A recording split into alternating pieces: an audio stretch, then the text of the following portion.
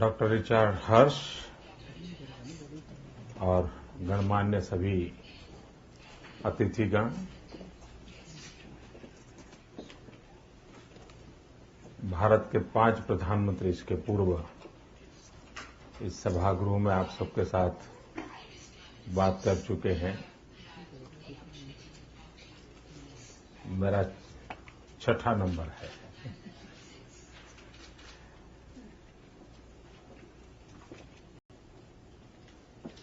मैं 3 दिन से आपके इस शहर में हूं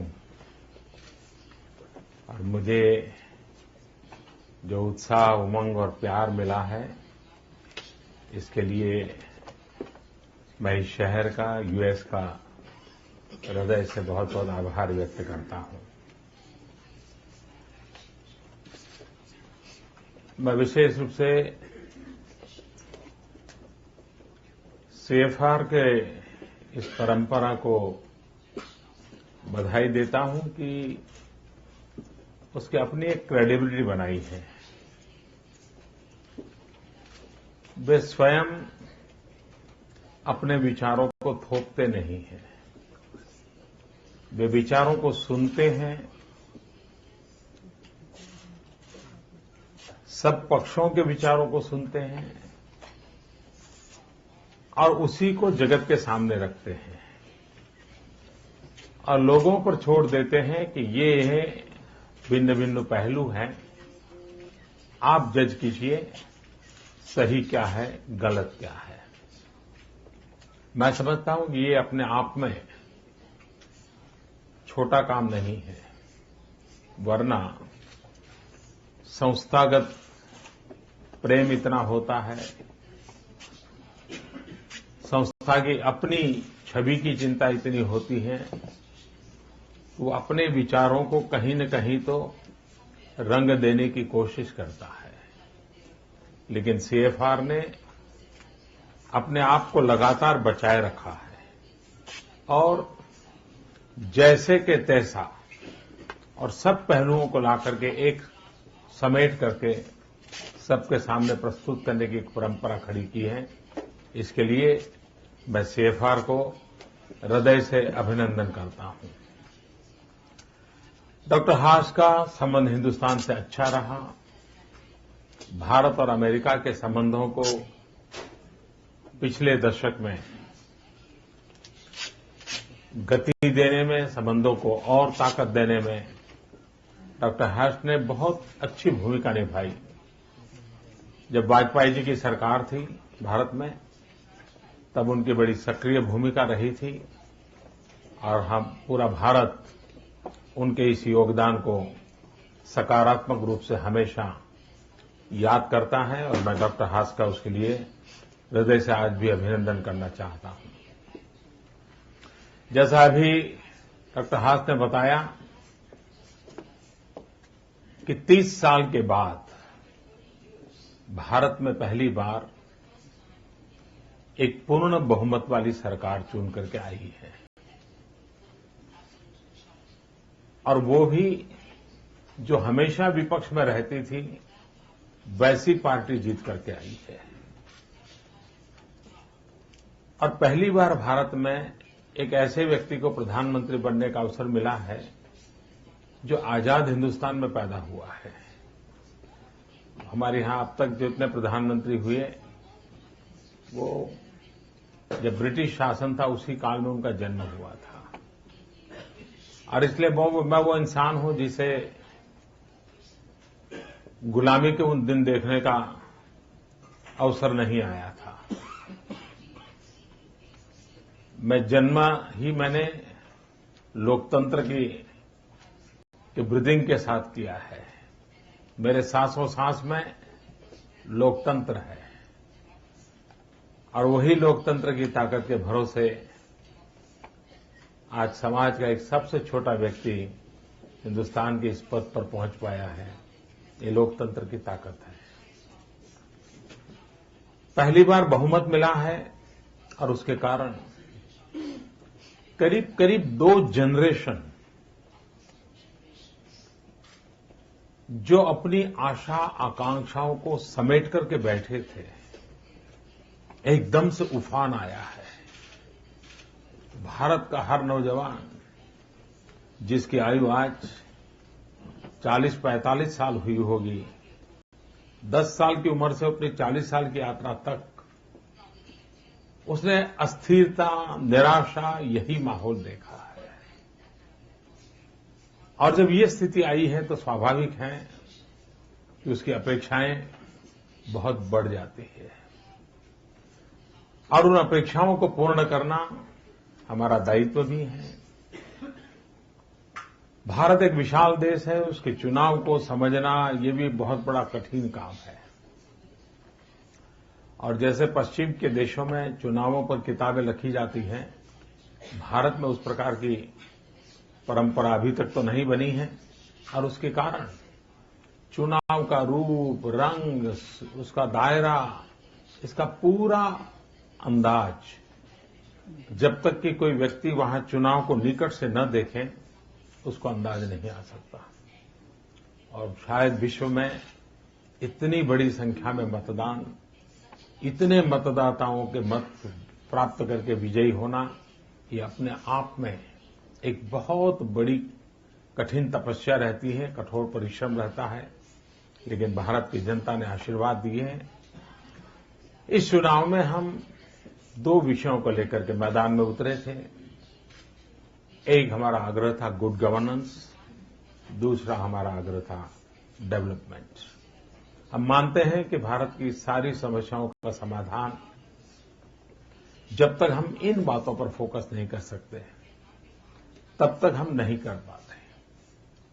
पहले हमारे यहां कुल मिलाकर के आदत ये रही थी कि छोटे छोटे वर्गों को खुश करो, टुकड़े फेंको, अपनी वोट बैंक को सलामत रखो और राजनीति करते रहो। वो एक सरल उपाय है, बहुत ही सरल रास्ता है और राजनीति में टिकने के लिए बड़ा हिंदुस्तान के लोगों को बराबर वो जम गया था। लेकिन गुड गवर्नेंस की बात करना, डेवलपमेंट की बात करना, छोटे विषयों से ऊपर उठ के बात करना, ये बहुत ही कठिन काम है। लेकिन इस बात को लोगों ने इसलिए स्वीकारा क्योंकि भारत की जो युवा पीढ़ी है उसकी सोच बदली है। भारत की जो यंग जनरेशन है वो उन टुकड़ों में अब जीना नहीं चाहती है। अब तक जिस प्रकार से उनको ट्रीटमेंट मिली है उस ट्रीटमेंट से वो खुश नहीं है, वो कुछ नया चाहती है। और भारत एक भाग्यवान देश है, वो दुनिया का सबसे पुराना सिविलाइजेशन है, साथ साथ दुनिया का सबसे युवा देश है। ये एक बड़ा यूनिक कॉम्बिनेशन हमारे पास है कि महान विरासत भी है और हम youngest country of the world है। हमारे 65% जनसंख्या 35 साल से कम उम्र की है। इस यूथ का जो एस्पिरेशंस है, ये यूथ के मन के अंदर जो पड़े हुए विचार है, उसी का परिणाम है कि इतना बड़ा राजनीतिक परिवर्तन आया है। ये बात निश्चित है कि राजनीति में स्टेबिलिटी वो अपने आप में एक बहुत बड़ा मैसेज होता है। हम जानते हैं कि अगर स्टेबिलिटी है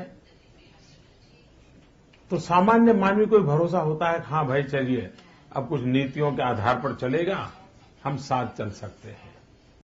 तो भारत की जनता ने स्टेबिलिटी का निर्णय कर करके विकास की यात्रा की नींव डालने का काम स्वयं जनता जनार्दन ने किया है।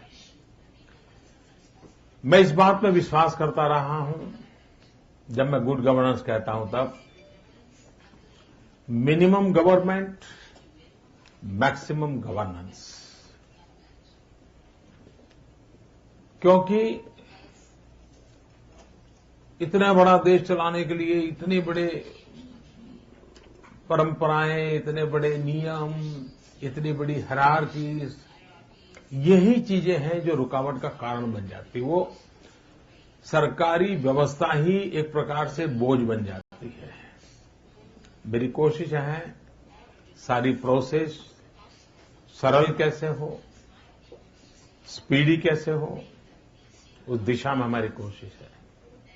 ट्रांसपेरेंसी कैसे आए, ये हमारी कोशिश है। हम ई गवर्नेंस की ओर बल दे रहे हैं, इलेक्ट्रॉनिक गवर्नेंस, और इसके कारण इफेक्टिव गवर्नेंस की पूरी संभावना है, इजी गवर्नेंस की संभावना है, उस पर हमारा बल है। और दूसरी बात है डेवलपमेंट। डेवलपमेंट में भी हमारे दो फलक हैं। एक, हम विश्व स्तर पर डेवलप कंट्रीज की बराबरी में हमारे देश को लाकर के कैसे खड़ा करें। एट द सेम टाइम मेरे देश का जो गरीब से गरीब इंसान है, जो आखिरी इंसान है, उसके जीवन में बदलाव कैसे लाए। भारत की जब चर्चा होती है तो एक पहलू छूट जाता है। अब समय की मांग है कि उस पहलू पर चर्चा हो, और वो है नियो मिडिल क्लास। जो लोग गरीबी से बाहर आए हैं लेकिन अभी मध्यम वर्ग की अवस्था तक पहुंचे नहीं हैं और अब गरीबी में वापस जाना नहीं चाहते हैं, ये ऐसा एक बहुत बड़ा बल्क है। हम इस नियो मिडिल क्लास को एड्रेस करना चाहते हैं। अगर हम नियो मिडिल क्लास को एड्रेस करते हैं, उसकी आर्थिक जीवन में बदलाव लाते हैं, तो गरीबी से बाहर निकलने का हौसला बुलंद हो जाएगा। अगर हमने नियो मिडिल क्लास के प्रति उदासी बरती और दुर्भाग्य से वो फिर गरीबी की ओर चला गया, तो कभी भी गरीब को बाहर रहने की आने की इच्छा नहीं होगी। वो यही मानेगा परमात्मा ने तय किया है और ऐसे ही गुजारा कर लो, जो होगा सो देखा जाएगा।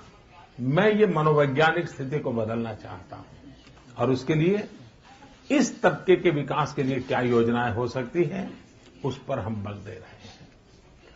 जो मैं कहता हूं हम ग्लोबल लेवल पर जाना चाहते हैं, जिसमें हम हमारा ग्रोथ रेट बढ़ाना चाहते हैं, हमारी इकोनॉमी को हम और तेज बनाना चाहते हैं। अच्छा है, पहले 3 महीने में ही हम 4.5 से 5.7 तक हमारे ग्रोथ को 1% पहले 3 महीने में बढ़ाने में सफल हुए हैं। और उसका एक मूल कारण है, सरकार चुनने के बाद एक विश्वास का माहौल बना है, और उस विश्वास का माहौल है वो सबसे ज्यादा गति देता है। कभी कभी कोई पेशेंट बीमार हो और किसी दूसरे शहर में बीमार हो गया हो, जब तक उसको अपना डॉक्टर नहीं मिलता है वो ठीक नहीं होता है, उसको चिंता रहती है, उसको खुद का डॉक्टर चाहिए। तब उसका अपना विश्वास उसको बीमारी से बाहर लाता है।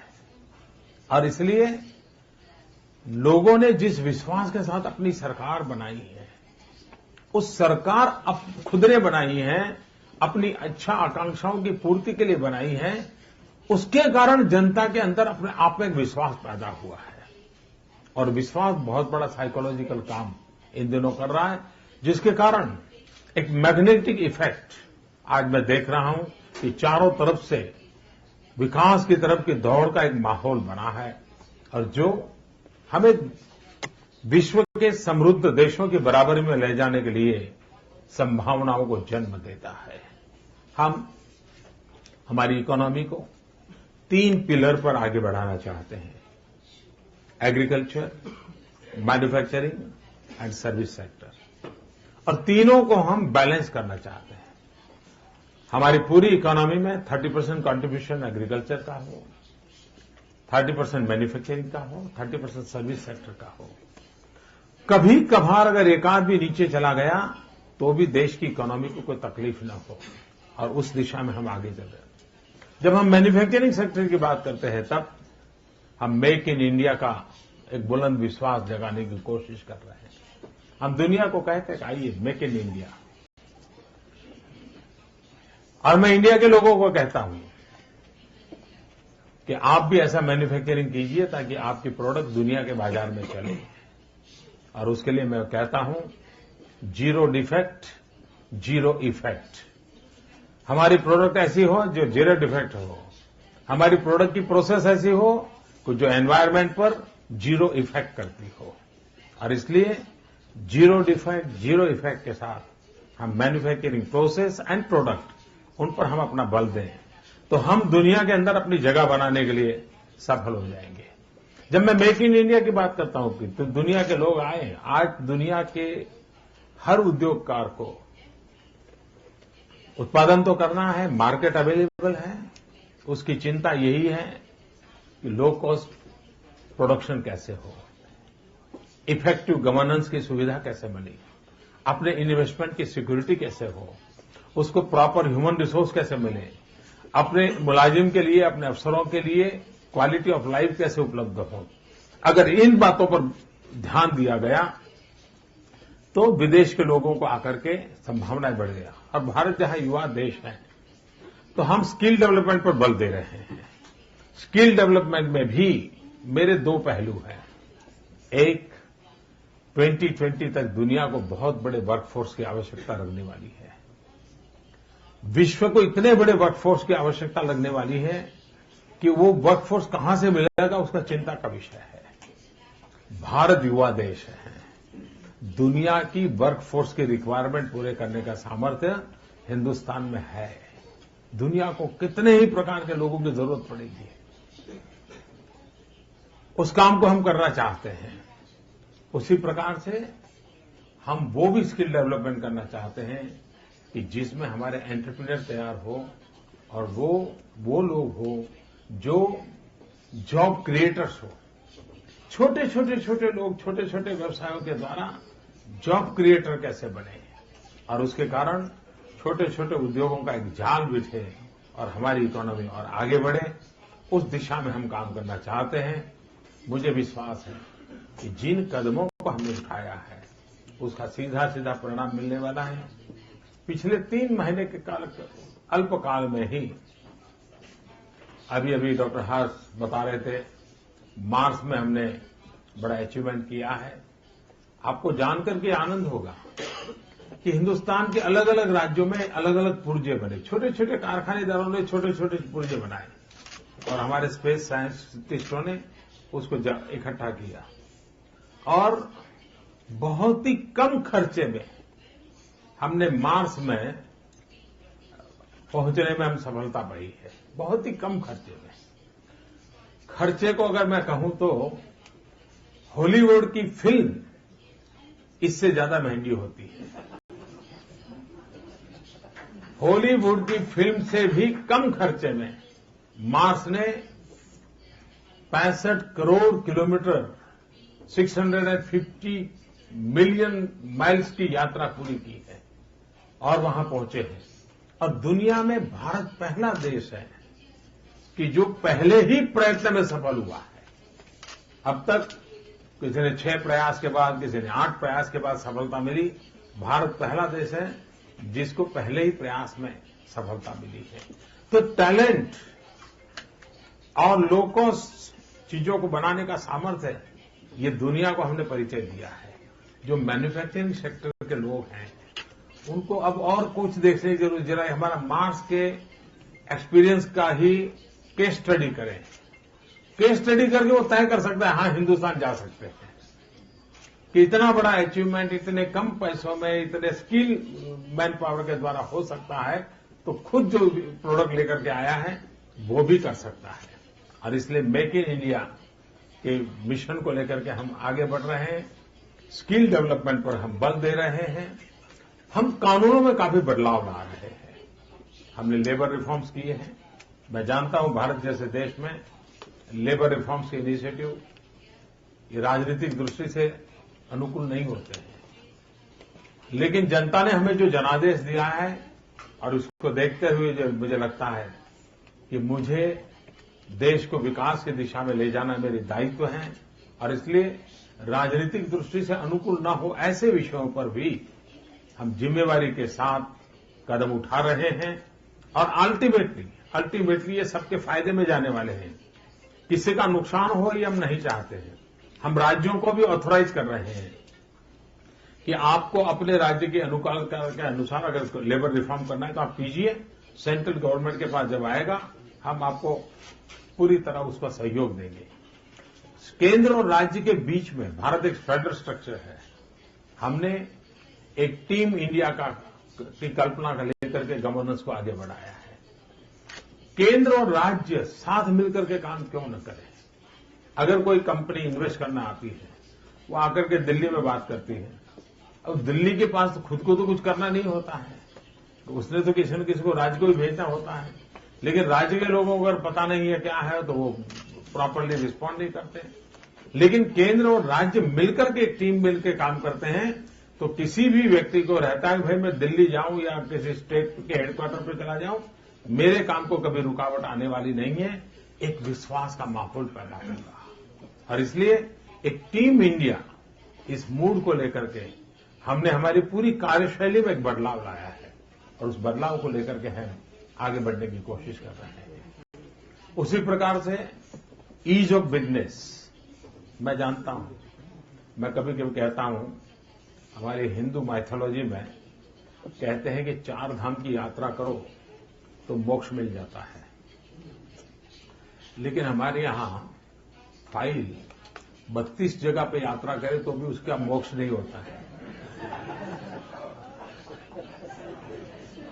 तो मैंने उनको कहा कि फाइल का मोक्ष जल्दी कैसे हो, और उसके लिए प्रोसेस को हमने बदला है। और बहुत पहले हमारे यहां कोई फॉर्म भरना है तो पुराने जमाने के हैं 10-10 पेज के फॉर्म भरने पड़ते हैं और हर काम के लिए वो फॉर्म अलग से भरते रहने पड़ता था। मैंने कहा अब नहीं होगा। सब मेरे अफसरों को मैंने कहा एक पेज का फॉर्म बना दीजिए और दोबारा किसी से कुछ मांगिए मत। यानी लोगों को लगता है बहुत छोटी छोटी चीजें हैं, लेकिन हम सबको मालूम है ताला कितना ही बड़ा क्यों ना हो लेकिन छोटी चाबी से ही खुल जाता है। और इसलिए छोटी छोटी चीजें बहुत बड़े रास्ते खोल देती है और उसी को बल देकर के हम पूरी व्यवस्था को आगे बढ़ाने का प्रयास कर रहे हैं। हमने फॉरेन डायरेक्ट इन्वेस्टमेंट के लिए बड़े महत्वपूर्ण इनिशिएटिव पहले ही बजट में ले लिए हैं। भारत का रेलवे तंत्र लोगों का ध्यान नहीं गया है, लेकिन आर्थिक प्रवृत्ति का इससे बड़ा कोई क्षेत्र नहीं हो सकता है। ये दुनिया की 2nd लार्जेस्ट रेलवे लाइन है। इतना बड़ा रेलवे का काम है, हम उसमें प्राइवेट इन्वेस्टमेंट चाहते हैं। कई सालों से बात होती नहीं थी। मुझे कई बड़े यहां के इंडस्ट्रियल हाउसेस के बड़े बड़े लोग मिले, वो मुझे कह रहे थे साहब हम सुनते तो आए हैं लेकिन हुआ नहीं कुछ। मैंने कहा साहब आप सुनते आए हो, अब हो चुका है। हमने बजट में कानून में ऑफिशियली रेलवे में 100% एफडीए अलाउ कर दिया है। 100% एफडीए अलाउ। हम रेलवे को अपग्रेड करना चाहते हैं, हम रेलवे को स्पीड बढ़ाना चाहते हैं, हम रेलवे को एक्सपांड करना चाहते हैं। हम हिंदुस्तान के अंदर ट्रांसपोर्टेशन के लिए मेन हमारी आत्मा है, उसको रेलवे के द्वारा करना चाहते हैं, पूरा हम कन्वर्ट करना चाहते हैं। मैं मानता हूं ट्रिलियंस ऑफ ट्रिलियन डॉलर का बिजनेस अकेले हिंदुस्तान की रेलवे के साथ जुड़ा हुआ है और दुनिया में, और वो काम ऐसा है कोई बहुत बड़े रॉकेट साइंस की जरूरत नहीं है। एक अच्छे कारखाने के लोग आ जाएं, इस काम में जुड़ सकते हैं। मेरे पास मैन पावर है, आपके पास पैसे हैं, मेरे पास टैलेंट है, आपके पास बिजनेस का एक्सपीरियंस है। दोनों को मिला करके हम इस चीज को कर सकते हैं और 125 करोड़ लोगों की जिंदगी में बदलाव इन्हीं चीजों से आ सकता है और इन चीजों को लाने का प्रयास कर रहे हैं। हम एनवायरमेंट के लिए भी इतने ही कॉन्शियस है। मैं जब गुजरात में मुख्यमंत्री था तो Gujarat was the fourth government in the world जिसका क्लाइमेट चेंज का अलग डिपार्टमेंट था और हमने क्लाइमेट चेंज को बहुत बढ़ावा दिया था। मैं जब गुजरात में था, हमारे देश की 80% उत्पादन में जिस राज्य में मुख्यमंत्री था वहां गुजरात में हुआ करती थी। तो हमने हर उस पर बल दिया। बस हम एक काम एनवायरमेंट को ध्यान में रखते हुए गंगा की सफाई को हाथ में लिया है। 2500 किलोमीटर लंबी गंगा और भारत की 30% पॉपुलेशन के जीवन को प्रभावित करती है। 30-40% उसका जीवन उसी से जुड़ा है, वहां के गांव का अर्थ कारण उससे जुड़ा हुआ है। पूरा हमारा एग्रीकल्चर सेक्टर गंगा के आधार पर चला हुआ है नॉर्थ बेल्ट में। और उत्तराखंड हो, उत्तर प्रदेश हो, बिहार हो, पश्चिम बंगाल हो, ये सारा इलाका ऐसा है जहां गरीबी के सामने लड़ाई लड़ना हमारी सबसे बड़ी प्राथमिकता है। उस काम को लेकर के हम आगे बढ़े हैं। और गंगा की सफाई तो होगी, एनवायरमेंट का प्रोटेक्शन का भी होगा, लेकिन एट द सेम टाइम वो वहां के उन गरीब इलाकों की इकोनॉमी को जनरेट करने का एक बहुत बड़ा आधार बनने वाला है। और मैं गंगा की सफाई एक पूरा जन आंदोलन खड़ा करने वाला हूं। विश्व भर में जो लोग एनवायरमेंटलिस्ट लोग हैं, उनको भी मैं निमंत्रण करने वाला हूं। मैं जो गंगा के प्रति आस्था रखने वाले लोग दुनिया में रहते हैं, उनको भी निमंत्रण देने वाला हूं। लेकिन जो काम कठिन से कठिन काम है, उसको भी एनवायरमेंट फ्रेंडली कैसे डेवलपमेंट हो, उस पर हम बल दे रहे हैं। तो एक प्रकार से आर्थिक विकास, पर्यावरण की चिंता, नौजवानों के स्किल डेवलपमेंट की बात, रोजगार की संभावनाओं बढ़ाने का प्रयास, गवर्नेंस में सुधार लाना, इफेक्टिव गवर्नेंस की दिशा में प्रयास करना, इन सारी बातों को लेकर के हम चल रहे हैं। लेकिन उसके साथ साथ आज दुनिया में कोई देश अपनी मनमर्जी से नहीं चल सकता है। विश्व बदल चुका है। हमने वैश्विक प्रवाहों के बीच रहना है, वैश्विक प्रवाहों के साथ संतुलन बना करके रहना है, वैश्विक प्रवाहों के साथ कंधे से कंधा मिला करके चलना है। कोई देश अपनी मनमर्जी का मालिक नहीं रह सकता है। और भारत को ड्राइव करने वाली जो भारत की फिलॉसफी है, और आखिरकार जो देश फिलॉसफी के प्रकाश में चलते हैं, वो लंबे अरसे तक सस्टेन करते हैं। जो आइडियोलॉजी के प्रवाह में चलते हैं, वे कभी न कभी लुढ़क जाते हैं। आइडियोलॉजी की सीमा होती है, फिलॉसफी असीम होती है। और इसलिए भारत की जो फिलॉसफी है, वसुधैव कुटुंबकम की फिलॉसफी है, उस फिलॉसफी को लेकर के हम चलने वाले लोग हैं। और जिसके आधार पर हम जब आगे बढ़ना चाहते हैं, तब हमारे पड़ोसी देशों के साथ हम मैत्री चाहते हैं। मेरा जब शपथ समारोह था, भारत में पहले भी कई प्रधानमंत्रियों के शपथ समारोह हुए, मैं कोई पहला नहीं था, लेकिन ये पहला शपथ समारोह ऐसा था कि जिसमें सार्क देश के सभी प्रमुख मौजूद थे। सार्क देशों को हमने निमंत्रित किया था। मैंने इतने कम समय में आते ही हमारे पड़ोसी देशों की मुलाकात की। नेपाल, हमारे देश से 17 साल से कोई गया ही नहीं था। मैं नेपाल गया, भूटान गया। मैं अपने पड़ोसी देशों से दोस्ती बनाने में लगा हुआ हूं। और मैं मानता हूं हम सब मिलकर के एक दूसरे के सुख बांटे। अभी हमारे यहां जम्मू कश्मीर में बाढ़ आई, काफी लोगों का नुकसान हो गया, लेकिन उस बाढ़ का प्रकोप पाकिस्तान में भी था, पाक ऑक्यूपाइड कश्मीर में भी था। तो मैंने पब्लिकली कहा था पाकिस्तान को कि हम कश्मीर में काफी मदद कर रहे हैं, उधर की तरफ भी सीमा पार भी लोग परेशान हैं, हम मानवता के आधार पर उनकी मदद करना चाहते हैं। इस भूमिका से ही दुनिया में जिया जा सकता है। दोस्ती जितनी सघन होगी, उतनी सुविधा बढ़ेगी, ये हमारा मत रहा है। मैंने अनाउंस किया है कि हम एक सार्क सैटेलाइट उपग्रह हम तैयार करेंगे। मैंने हमारे साइंटिस्टों को ऑलरेडी ये काम दे दिया है। उन सार्क सैटेलाइट के माध्यम से हमारे जो सार्क देश हैं, उनको एजुकेशन में, हेल्थ में, वेदर प्रेडिक्शन में, ये हमारा सैटेलाइट मुफ्त में इन गरीब देशों को मदद करे, हमारे साथी देशों को मदद करे।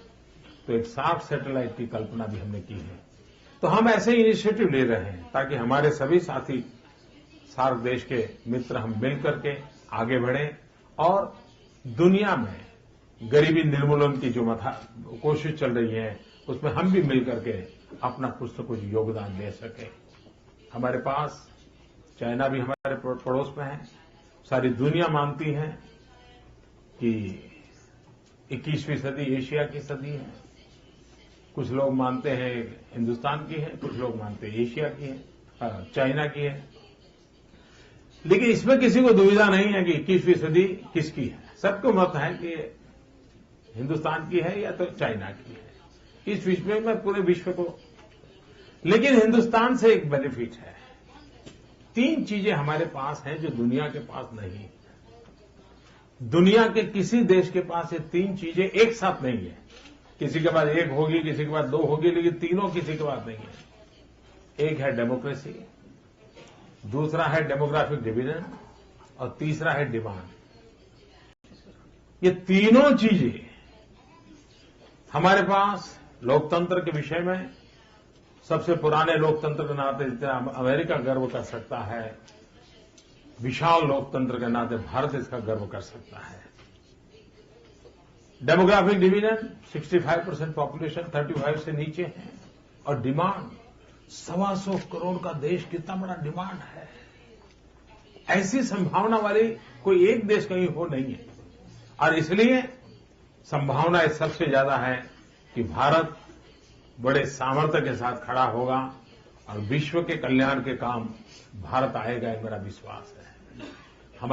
मैंने पिछले दिनों में आने के बाद इसी एक महीने में सिर्फ सितंबर में ही मैं जापान हो आया, मैं ऑस्ट्रेलिया से मिल लिया, मैं चाइना से मिल लिया, आज अमेरिका से भी मिल लूंगा, यूएन से भी सभी बड़े बड़े महापुरुषों से मिलना हो गया।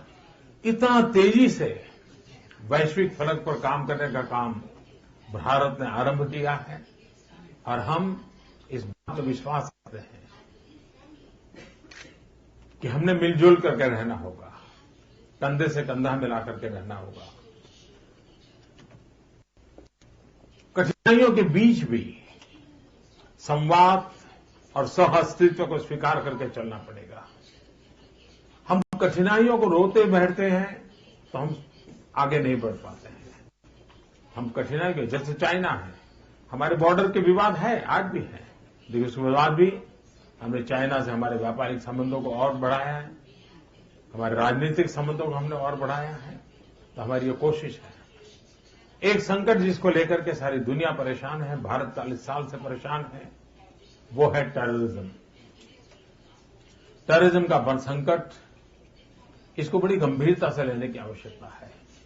और मुझे दुख के साथ कहना पड़ता है कि दुनिया के बहुत देश वो टेररिज्म के घिनौने रूप को कभी समझ ही नहीं पाए। मेरा अपना अनुभव बताता हूं। मैं 1993 के कालखंड में यहां एक बार स्टेट डिपार्टमेंट में आया था। स्टेट डिपार्टमेंट के वरिष्ठ लोगों से मैं बात कर रहा था, और मैं भारत के टेररिज्म की चर्चा करता था। तो स्टेट डिपार्टमेंट के लोग मुझे समझा रहे थे, ये तो आपका लॉ एंड ऑर्डर प्रॉब्लम है। मैं उनको समझा रहा था ये टेररिज्म है, वो कहते थे लॉ एंड ऑर्डर प्रॉब्लम है। वो कहते थे आपको सरकार ठीक चलाना आता नहीं है, कानून नहीं है। इसके मैं उनको समझाता रहा। हमारी 15 मिनट का टाइम तय हुआ था, 1.5 घंटे से चर्चा चली, लेकिन मैं उनको समझा नहीं पाया। लेकिन मैं जब 93 में आया तो उन्होंने सामने से मुझे कहा, आइए आप एक बार बैठेंगे, बात करेंगे। तो मैं फिर से स्टेट डिपार्टमेंट गया, और इस बार वो मुझे समझा रहे थे टेररिज्म क्या होता है। वो इसलिए समझा रहे थे कि उस समय यहां ट्रेड सेंटर पर बम फूट चुका था, बम का धमाका हो चुका था। यानी जब तक हमारे गम में बम नहीं गिरता है, तब तक हमें टेररिज्म का पता नहीं चलता है। दुनिया टेररिज्म के कारण बहुत पीड़ित है। हमने 40 साल तक इसको भुगता है, और टेररिज्म को कोई सीमा नहीं होती है, न उसका कोई देश होता है। वो कब किस देश में जाकर के आ धमकेगा, उसका अनुमान लगाना कठिन है। एक ऐसी विकृति है जिसकी हम कल्पना नहीं कर सकते। अब कल्पना कर सकते हैं, हम टीवी पे जब देखें किसी जर्नलिस्ट का गला काटा जा रहा है, हम ये 21वीं सदी की मानव संस्कृति के सामने कितनी बड़ी घिनौना हरकत हो रही है, कितनी बड़ी चुनौती है, किसी को भी हिला देने वाली चुनौती है। और जब अगर हमारी मानवता जगती नहीं है, राजनीतिक प्लस माइनस के आधार पर टेररिज्म का हिसाब नहीं हो सकता है। टेररिज्म ये मानवता का दुश्मन है, और जो भी मानवता में विश्वास करते हैं उन सबको इकट्ठा होने की आवश्यकता है। देश की सीमाएं, जाति, बिरादरी, धर्म, संप्रदाय उस सबसे परे उठ करके मानवता में विश्वास करने वाले लोगों का एकत्र आना बहुत जरूरी है और तभी जाकर के हम टेररिज्म को चुनौती दे सकते हैं। और इसलिए टेररिज्म को चुनौती देने के लिए साधन कुछ भी हो, रास्ता यही एकमात्र है। इसी एक रास्ते पर चलना पड़ेगा। दुनिया को यही आह्वान होना चाहिए, आइए मानवतावाद में कौन विश्वास करते हैं, हम साथ चलें। टेररिज्म को हम अलग अलग तराजू से नहीं तोल सकते। बैड टेररिज्म, गुड टेररिज्म, ऐसा नहीं कर सकता। मुझे पसंद आने वाले देश में टेररिज्म है तो चलता है, चलने दो, आंख बंद कर दो। मुझे पसंद न आने वाले देश में टेररिज्म चलता है तो अच्छा ऐसा है, ऐसे नहीं होता है।